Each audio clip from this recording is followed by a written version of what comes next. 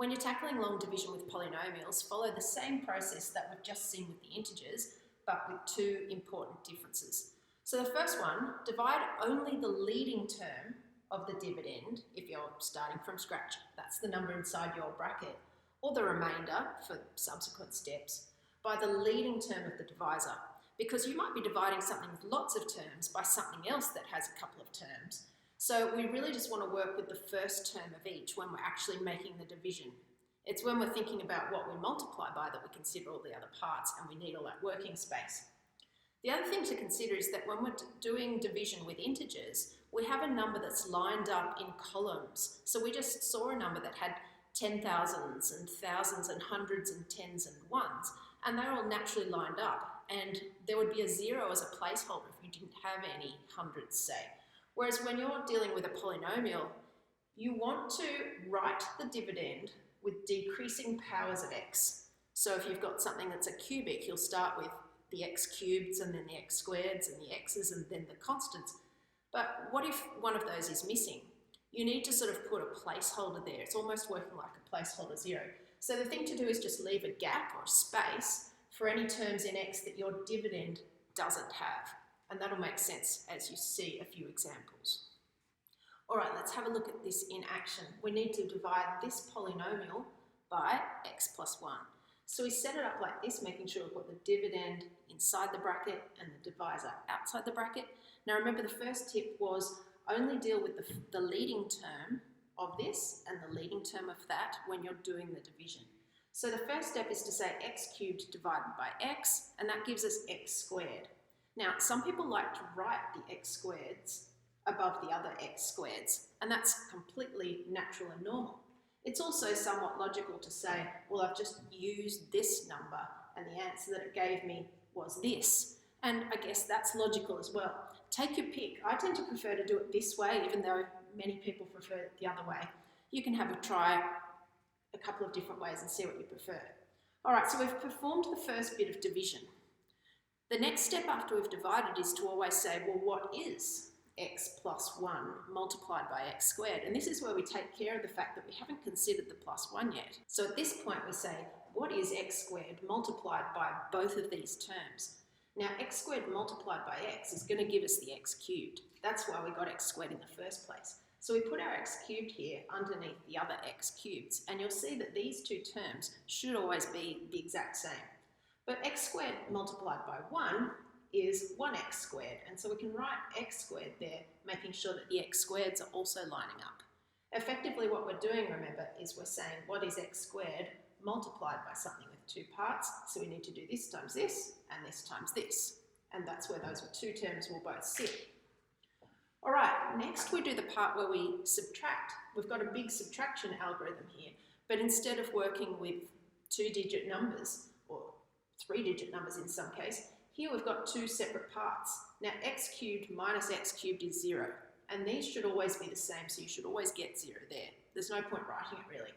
But 4x squared minus 1x squared is 3x squared, so I can put that down.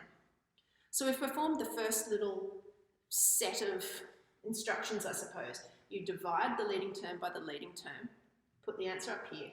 Then you multiply that term by all of the parts that are here. There might be 2, there might be 3, depending on your question, and you write them down underneath the right powers of x.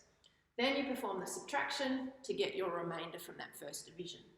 Next step is you bring down the next part of your problem and you go again. So now we're saying 3x squared divided by x. Well, that gives me positive 3x. So I can write that there. Now I need to do 3x multiplied by both of these guys. So 3x times x is 3x squared well enough. And you can see there, it's exactly the same. So when I subtract those, I'm going to get nothing. That's good. And 3x times 1 is 3x. Now, a word of caution. When you're doing this subtraction, be really careful with your signs. Remember, there's like a great big minus sign here. We're doing all of this minus all of that.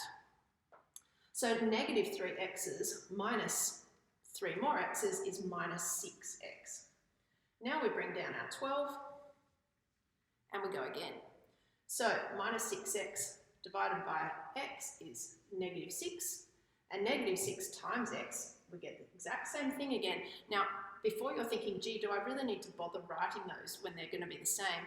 I'd say yes. It's just a good way of double checking that you've got the right number up here. Because if you've got it wrong when you multiply that by that, and go, oh gosh, I've made a mistake, it's a great way of spotting it. And negative 6 times 1 is negative 6. Now, careful with your signs here because we've got 12 minus 6. And that's actually 12 plus 6, which is 18. Now, where do you stop? Well, you stop when you can see that you can't actually do 18 divided by x and get a sensible answer here. We don't want any fractions with x's on the bottoms of them in our answer because we're dealing with polynomials here. We're creating polynomials and we know that those won't be by definition. So at this point we can stop and say that this is our remainder. We've got remainder 18. Now we can write this out in those two separate forms. We had standard form, which said that if we've got our polynomial, that is the actual dividend, and that's the part that's in your big bracket here,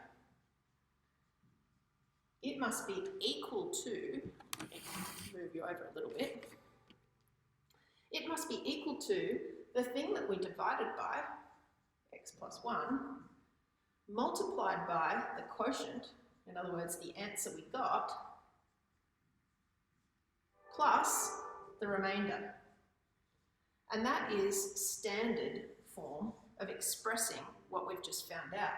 But we have also seen that there's another way of writing it, rational form, which is to say that when we took this polynomial and we divided it by x plus 1, what we got was x squared plus 3x minus 6, plus we also got our remainder, which if we want to, we can divide by that same divisor. Okay, so this is just another way of expressing it. This is the one that you'll be looking for most of the time, but it's handy to know this one as a workaround for solving some of the problems that you're going to come across. So then if we say that we've got a polynomial p of x divided by some divisor, let's call that d of x, and they're both polynomials, and obviously d of x is not equal to 0 because we can't divide anything by 0, then we can write out that standard form and that rational form like this, where q of x and r of x are the quotient and the remainder. So you've already written out something like this from the previous video, but now we can put it in these terms where all four things, the polynomial itself or the dividend, the divisor, the quotient, and the remainder are all polynomials. Now, you'll also see that if we actually have no remainder, or in other words, it's a 0 polynomial, that remainder, then clearly d of x and q of x are both factors of that original polynomial, because when we divided them, we got an exact answer with no leftovers. It's also important to note that the degree of the remainder is always less than the degree of the divisor. So in that last example, the divisor was x plus 1. That's got a degree of 1, and our remainder ended up being, what was it, 18 or something like that. So that had no x's in it at all. It had a degree of 0.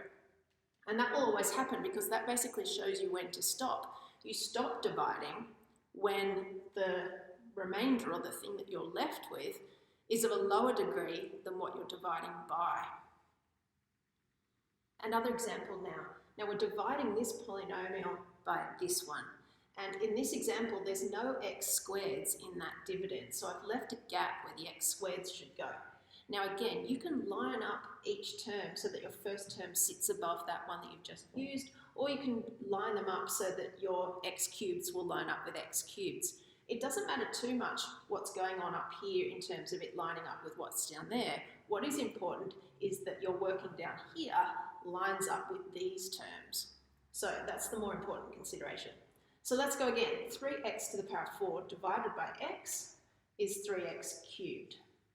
And when I do 3x cubed multiplied by x, I get that exact same thing. That's good. And this one times this one is negative 6x cubed. Now subtracting carefully, minus 4x cubed minus 6, that's actually plus 6. And minus 4 plus 6 is 2. So I've got 2x cubed. Now I bring down nothing. Okay, so it's coming down here. I've got no x squareds there at all. So you can just leave a gap, or you can write 0 if you like. But now we're doing 2x cubed divided by x, so that gives me 2x squared.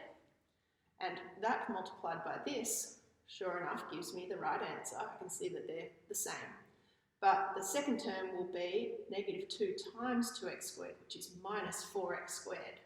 Now, subtracting carefully here, I've got 0 minus 4x squared. And that's the same as plussing 4x squared, because I'm subtracting a negative. So that gives me positive 4x squared. And now I can bring my 4x down and go again. 4x squared divided by x is 4x. And this multiplied by that is the right answer. I can tell straight away. And this one multiplied by this one is minus 8x. Being careful with my signs now. 4x's minus 8 x's. Well, 4 minus 8 is 4 plus 8. So that gives me 12x. And now I can bring down my minus 8 and go again. 12x divided by x is positive 12.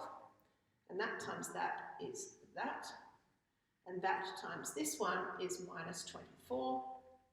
Negative 8 minus 24 is negative 8 plus 24, which is 16. So I end up with a remainder there of 16.